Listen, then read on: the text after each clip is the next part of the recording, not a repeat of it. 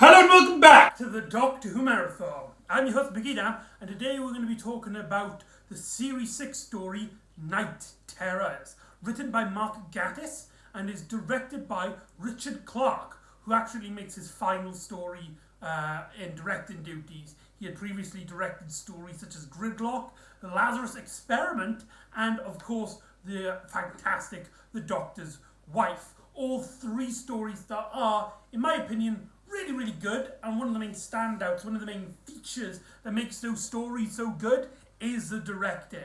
And with Mark Gatiss having only a handful of flops, only at this point in the series, the only story I would consider a disappointment from him is Victory of the Daleks, which was his last script. So there was kind of this riding on this when this story was first aired. It was originally part of the first half of Series 6, with a scene originally shot with Amy seeing Madame Cavari peer out as she does in all of the early half of Series 6. However, Stephen Moffat decided to push this story back and swap it around with The Doctor's Wife and muddle up some of the scheduling. So this was actually now airs in the later half. There is actually a reference in the story that still implies to the first half. However, now out of context, it actually kind of works as just the Doctor mentioned. Basically, the Doctor mentions at the end of the story, it's like, oh, we're all back in the flesh, which was supposed to be a teaser to Amy Pond being the Flesh. It's also important to note that Karen Gillan at the time was playing the Flesh avatar of Amy Pond. But again, because of scheduling changes, this story now actually takes place in the latter half of the series. And that comment about all back in the flesh just mainly refers to the fact that our team all back together in their respective normal forms. We'll get into that later on in the story. In terms of the public perception, the reception of this story, it's one that had praised when it first aired, given a mixing the horror elements of Mark Gatiss, who actually makes his first story that isn't set in the past. For those of you who don't know, Mark Gatiss is, outside of Doctor Who, a huge lover of horror. He made this brilliant documentary years back about horror movies. If you can track it down, it was on BBC 3, if I remember. If you can find it, track it down. It is amazing. But this story blends in that element, and a lot of people praised it, with the Stephen Moffat's fairy tale element of his era of, at this point, consisting of Series 5 and Series 6 of the revived era of Doctor Who. But however, over time, the story has had a bit of a bashing, shall we say. A lot of people kind of either find this a dull, boring experience, or generally thought that this was a bad episode. Of course, I'll go in my details, my opinions throughout the episode, but the general consensus is that this episode didn't work well, and this story really failed to live up to expectations, which is sad because Richard Clarke, one of the best directors in Doctor Who, directing some of my favourite episodes, and this is now his last directing duties. Of course, The Doctor's Wife would technically be his last if the scheduling was in the right order. So that being said, is there anything else to note about this story? I did just have, I just remembered something, but it's gone out of my head. It'll come to me when I reconsider it.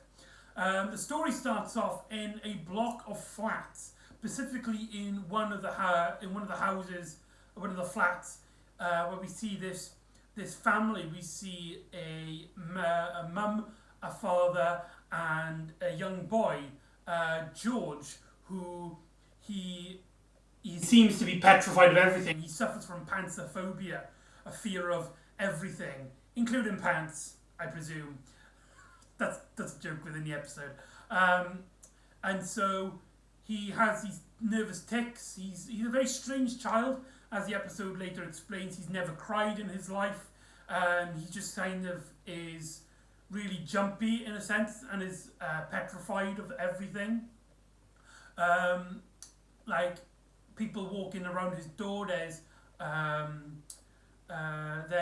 people, like you can hear his parents talking about like, we need some help to sort out our son, and George kind of thinks he's been rejected some way. He thinks that like his parents don't cope with him. There's also the sound of the elevator in the block of flats that sounds like someone's breathing, as well as him having a torchlight. He looks around and he can see the silhouettes of all of his toys and all of these ornaments in his bedroom, and they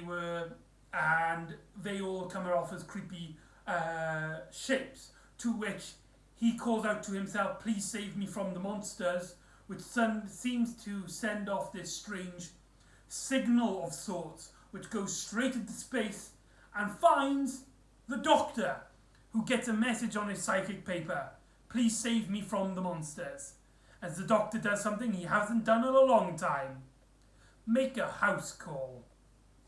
That leads into our episode. Now, one thing which I will absolutely defend in this episode is the directing. Richard Clarke brings his A game here. It's a very strange looking episode. It doesn't look like any other Doctor Who episode, which is strange because it's set in a block of flats. Something which is actually not uncommon for new series Doctor Who, mainly the Russell T Davies era. In fact, if you took this script, this idea of the block of flat, a normal family, and the Doctor kind of gets invested in the family relationship of a middle or lower class family, that feels like something Russell T Davies would do. And you do get that inkling. Seeing that block of flats brings back memories of the Powell estate from Rose and Aliens of London.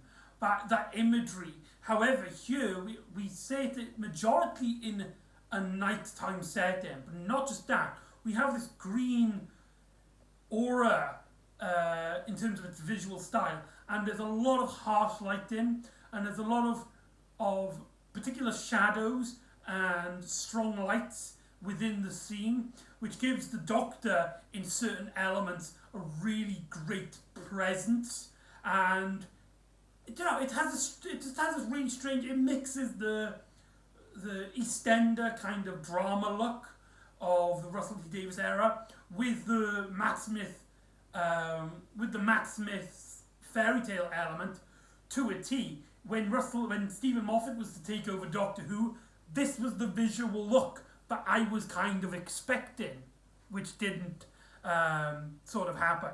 But let's talk about one element I have just talked about: Matt Smith. Matt Smith is usually known as this quirky, bombastic Doctor, and through Series 6, he's had a few episodes where his Doctor, whether he's being a brilliant actor or not, his Doctor has mainly just been the quirky Doctor, with stories like Curse of the Black Spot and The Day of the Moon to be some prime examples. But yeah, Matt Smith does have a lot to offer, which some of his stories don't seem to, not that they don't take advantage of Matt Smith, but don't take much of advantage as they could have. As Matt Smith is not only great with the quirky, humorous dialogue as he presents in his story, he's also really good at slowing down.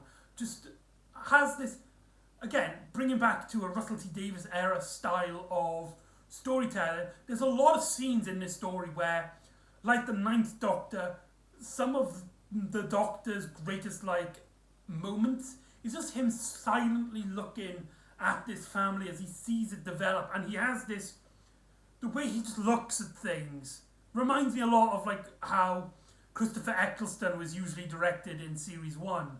That it's just really cool to see. But let's talk about the family. We get introduced to Alex, the father, played by Daniel Mays. He has become a big actor at this point in time. He does a lot of dramas for BBC. He was in one about World War One or World War Two few years back. I believe it was called like something like Folly Bay. I could be wrong. But yeah, he's become a big actor in British iconography. I believe he's also in the Dad's Army movie as well. And he does a really great job here. He really nails this. Just an average guy who has this son that has some sort of issues, and he's struggling to cope. He was kind of expecting this mundane life, and I also like how we see there's a scene in which he's talking to his landlord, and he's very shy, very quiet, because it has, it's mainly all the pain is focused on him, essentially, how he's not paying the bills. He's struggling with a job, he's not getting enough money, and his landlord basically comes in to basically like, right, where's my money? And he kind of quiet, he's being a bit really timid, basically just letting like the landlord basically poke fun at him. But then when it comes to the doctor, and the doctor basically in the scene, the doctor pretends to be a social carer, which is actually kind of unique. Usually in Doctor Who, the Doctor, when he gets into a situation and people automatically put them in a sign of authority, it's usually as like a science expert in terms of like a doctor degree or a technical or a mechanic or something like that. But here we've never seen the Doctor take up the role of social worker and helping not like a therapist, but like a therapist kind of role. And this is where we get into now the concept of George. Now, I'm gonna have to kind of break a little bit out of the marathon. This is kind of a scarf off moment, but I'm keeping the scarf on because it's not like that serious. Growing up, I suffered from autism. So I had, in terms of like my personality as a kid, I was you can consider a strange child, obsessing over things, getting more emotional over things, which a normal child wouldn't have. Tantrums, the usual stuff. When you think of like a hard to work with kid. How my parents even put up with me, I have no idea, but they did a fantastic job, my parents. So, shout out to my parents there. It's just talking about my parents on the Doctor Who marathon. But as somebody who has had these kind of moments where you see your parents kind of discussing about you, seemingly when you're not like listening, and they're like, right, this boy, he's this, he's kind of not, we love him, we cherish him, but he's also very difficult and we can't cope to some degree.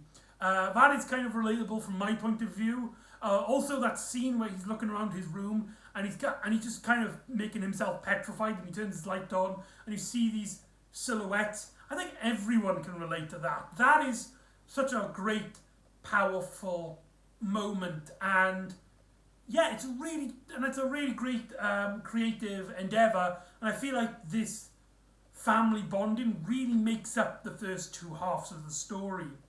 But there's a kind of a big issue here which kind of really lets it all fall flat. George is played by Jamie Orman, a child actor, of course, because he's a kid, and how can I be kind of nice? He's not very good as a child actor. I don't want to sound mean because, he is a kid after all. You can't put him on a pedestal. It's like, how dare he give a bad performance? But his performance does kind of hinder a lot of scenes with him, and the emotional hook that we get between the father and son really is kind of let down by the fact that this kid is so clearly putting on a performance of it, if you will. He's got this very deadpan face, showing very little emotion throughout the story. And yeah, I don't know. I don't want to make a huge fuss about it because he is a kid at the time. But yeah, goes out saying, he's not a very good child actor. And, he was absolutely amazing in the fact that, he stood up and became a leading actor for a sci-fi program. That must mean a lot of pressure on the kid. So I don't want to, bum it down.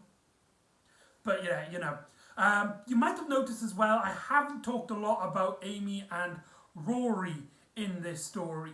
But before we need to go that, we need to go around more of the settings, as basically at the start of the story, they go around basically getting us introduced to all of these minor characters, like the landlord and this old woman that gets introduced. And the family, not really the family, but the characters of this estate really are much more like caricatures. When you got the old lady when she's talking to herself, and you got the landlord who's really got this mean, he's got this bulldog. But they actually have, Matt Gatiss actually allows for these characters to have these fun, humorous beats that makes them a lot more memorable than they should be. There's a great scene where the elderly woman is talking to the doctor, believing that he is something to do with fixing the elevator and helping her with her hip, something to sort out with the bins. That's a really great moment. And I also like it, they basically build up this landlord as just this absolute scumbag, but he has this lovable connection with his dog of sorts, and because of all the alien interaction that's going wrong, he basically gets sucked into his carpet. Don't know how that happens. Everything else doesn't act like that. That's just a really weird scene, but it's a really cool scene, and it's mainly because they built up this idea of his relationship with his dog, and the landlord calls out to his dog to help him. The dog does nothing. I love, but it's gotta be, sadly that's not a death scene, but if that was a death scene, if that was his death moment, that would have been poetic in its justifying nature. And the whole world, that's not the power estate, but this estate, just with these small little minor characters, might be a bit caricature, might be a bit cartoonish. However, it gets their role through, that they are these characters that you do kind of not want to see them get killed or something like that, but you are interested in what the story will do with them. Which is kind of strange, because the old lady kind of just disappears throughout the story. She gets absorbed by these bins, seemingly teleporting away into this house, which becomes the main focus of the story. This kind of gothic house that Amy and Rory find themselves into. You see her walking around the corridor, and then she's never seen again until the very end of the episode. That's really strange and really bizarre, and it is kind of a bummer when you consider how much Mark Gatiss really put into their dialogue. Now, but let's talk about Amy and Rory, because their plot in the story, I think, really lets this story down. It's so clear that this story was originally written as a companion light adventure, because they have a lot of screen time. However, nothing, I mean nothing, gets developed. When it cuts to them on screen, the story literally just stops. How do I even know this? How is there pure evidence to suggest this? Yes, because they spend their entire time trying to figure out what's going on. They find this pan, but it looks like copper, but it's actually wood, but it's painted like copper. They find a glass eye in one of the cupboards, and they have a light bulb. Not a light bulb, well, it's a light bulb, but it's designed to look like a lantern. So they're kind of like working as like going, are we sent? Was the TARDIS going funny and sent us in the past? Are we still in modern times? What's going on? As soon as the Doctor and Alex gets taken into this strange world, into this house, the Doctor straight away knows what happens, and uses only a little evidence around the room he's in to figure out what's going on, leaving Amy and Rory's scenes completely redundant by that point. You don't learn anything interesting about them apart from the rag dolls. But first, let's back up a bit and let's talk about the development between George, Alex, and the Doctor.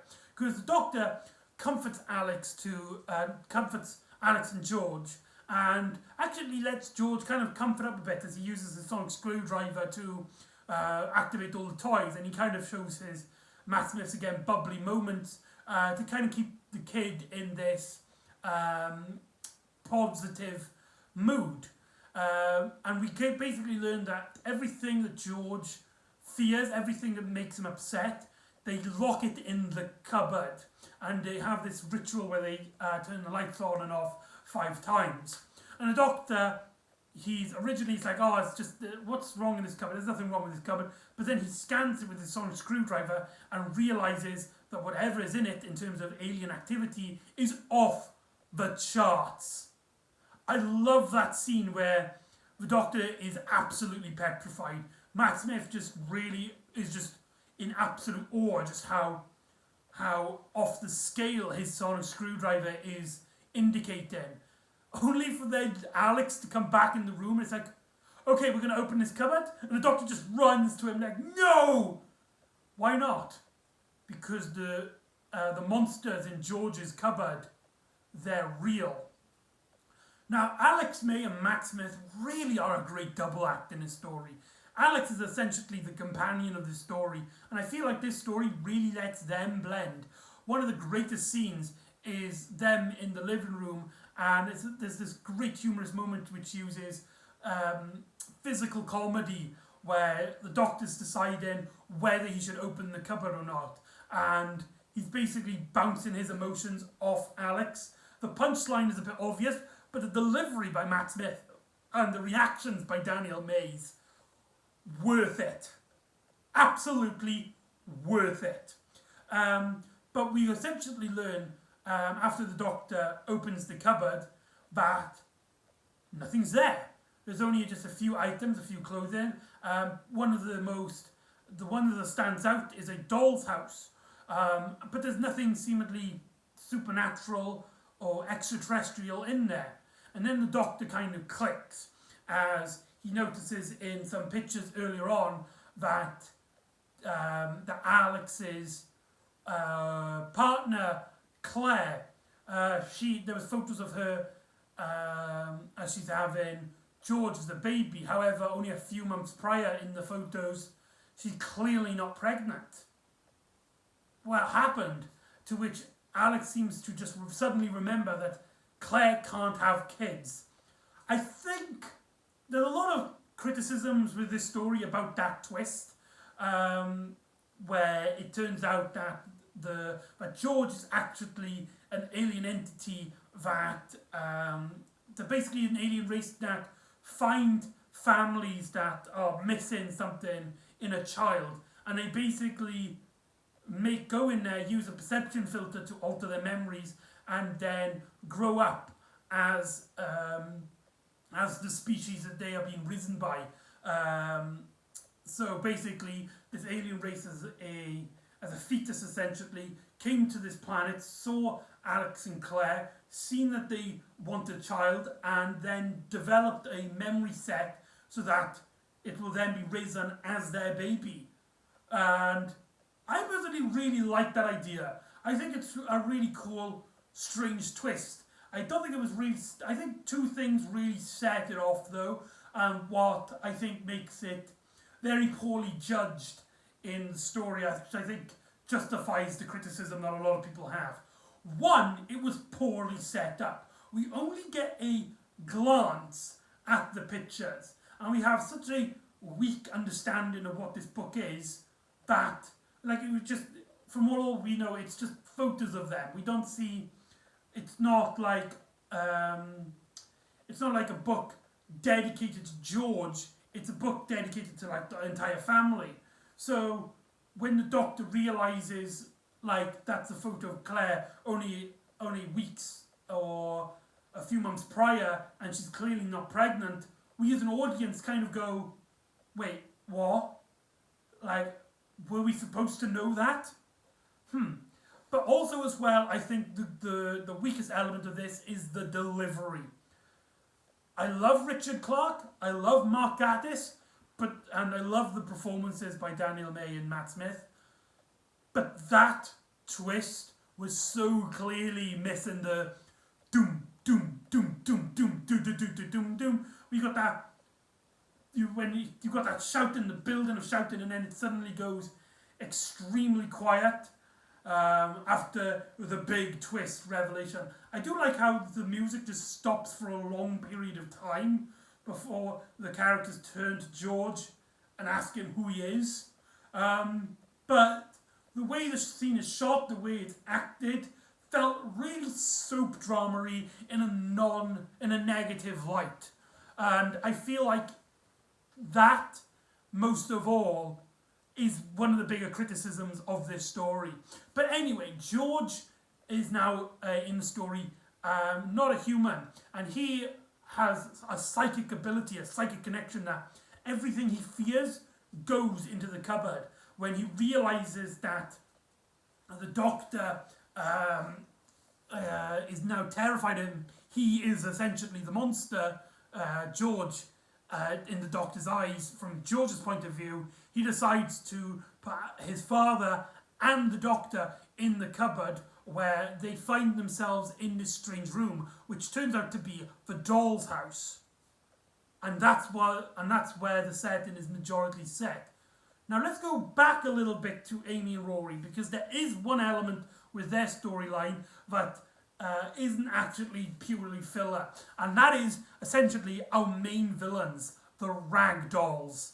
These anthropomorphic dolls, which just the design of them with their over gigantic heads, and it's like made of like china, and the way they move, the way their arms are clearly like they're really loose. Like every time they get up, they have this like kind of strange bounce, and the way they walk. You also have this child chanting and giggling when they appear in the soundtrack with this tick tock goes the clock, almost like a Nightmare on Elm Street inspired lullaby, and they are really, really creepy. If there's one thing to really enjoy this story, I think even people who don't like this episode, which is a lot of people, can enjoy about the story, is that the rag dolls are creepy as hell. And what's even creepier is the scene in which they get the landlord, who gets captured by, as I stated before, he gets like sucked into his carpet, and he finds himself in the ragdoll house, and the ragdolls capture him, and we see him almost like tortured in a way, transform into a ragdoll himself, as Amy and Rory are basically put into a corner. That's a really great intense moment, a really great intense scene. However, it really shoots itself in the foot when Amy suggests, let's take power of the only thing that we have, let's take the option we only have left. Letting them in, and we just push past them, and we'll just run to the other room. That's such a stupid plan. I don't know what was that all about, and it clearly backfires as Amy is suddenly captured and she gets turned into a rag doll. It's a shame, however, due to the way the story is placed and the way how Rory is kind of like, oh no, but he kind of is more defensive than thinking about Amy. And the same for the Doctor when Rory meets up with them, with the Doctor and Alex later on in the episode. It's so clear that this wasn't going to be a permanent death.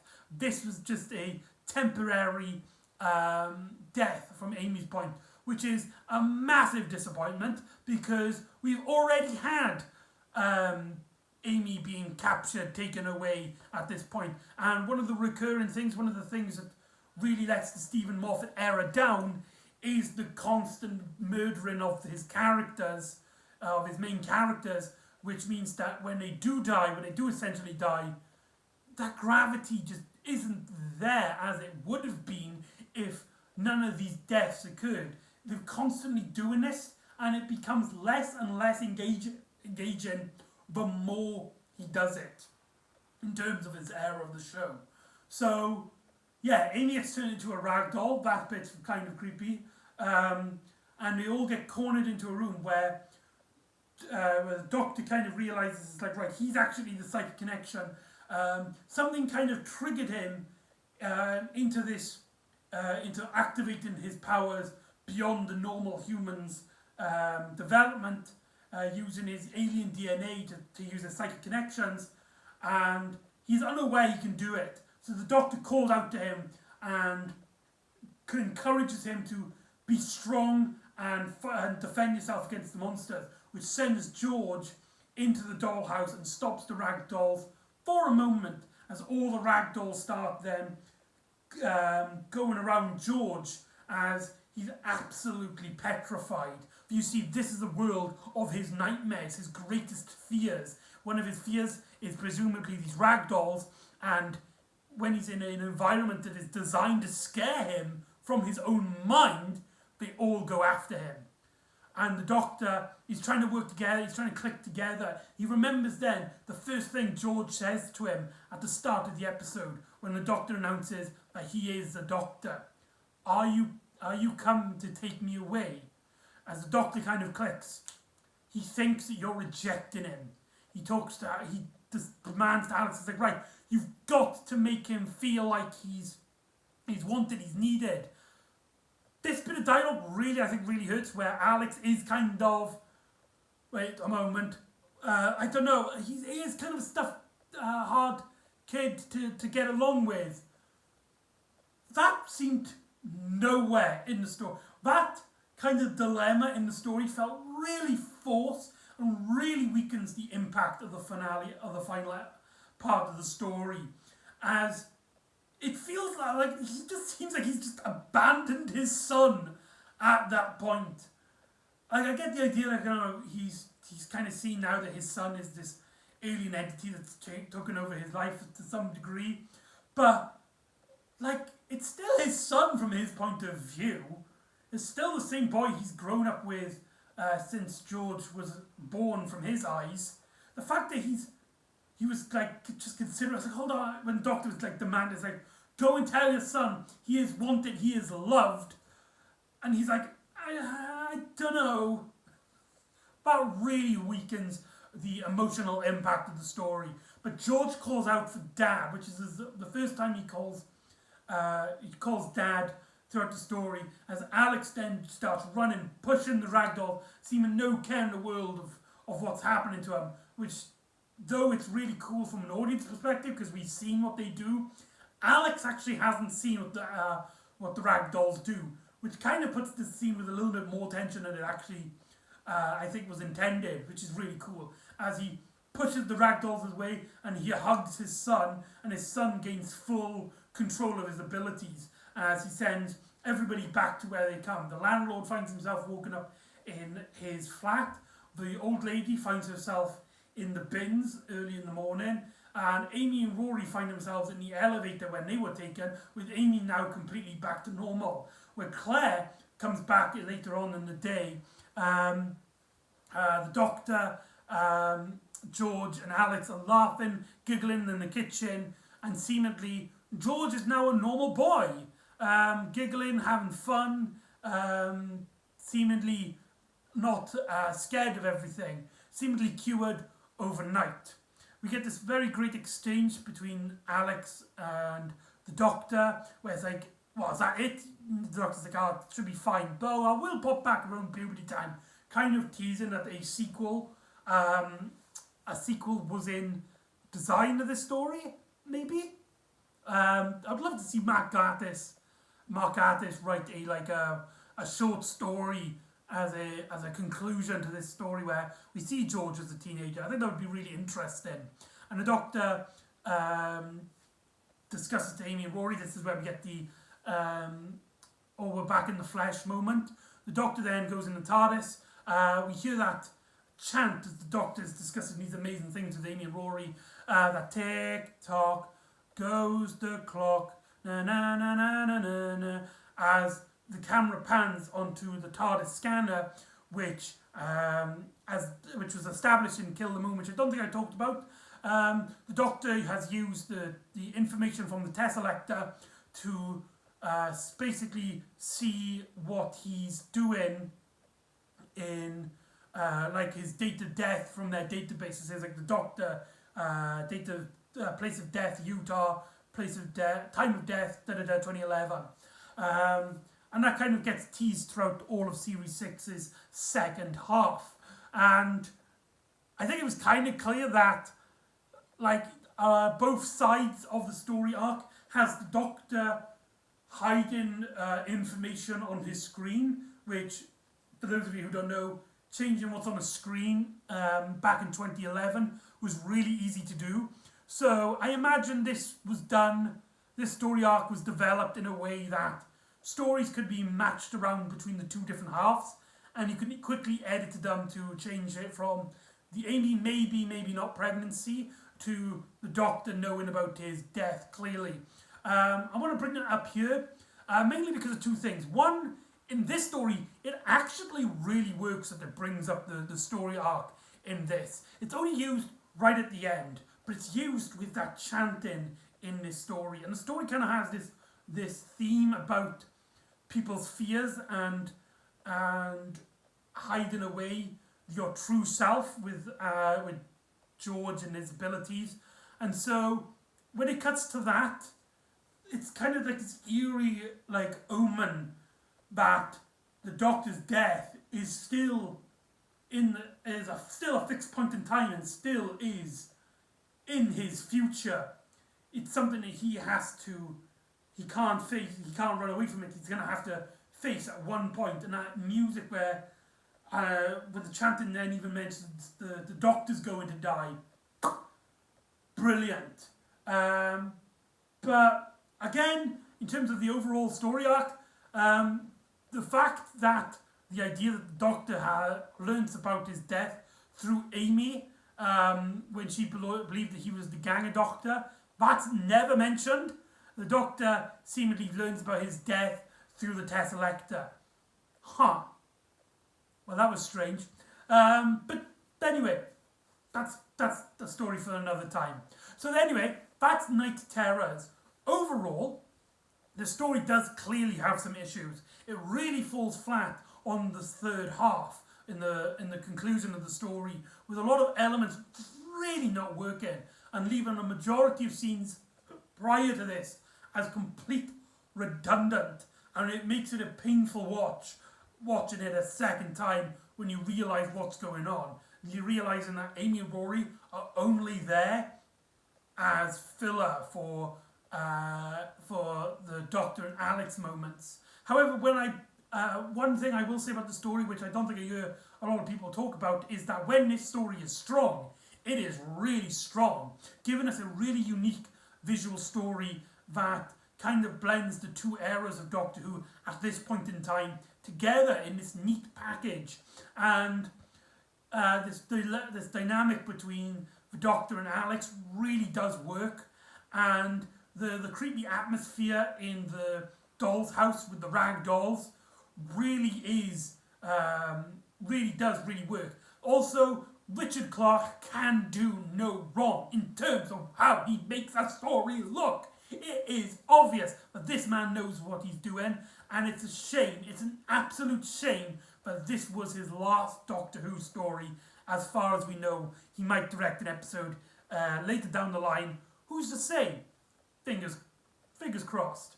But yeah, I understand a lot of criticism. It's not like I'm going to go out of my way to tell you this story's brilliant. If you don't like the story, more power to you. You've already won the debate. But I just say there is a lot of stuff here to really like. And I feel like just dumping it in the it's a bad episode category really undermines all the good stuff in this episode. So anyway, that's Night Terrors. So join me next time when Rory steps up as the main protagonist, as he has to choose between which woman he loves the most, Amy from his present time, or an incarnation of Amy who has grown old and has become battle-wearied, who has been abandoned by her husband and the Doctor. So join me next time for The Girl Who Waited, and I'll see you next time on the Doctor Who Marathon. Ta-da!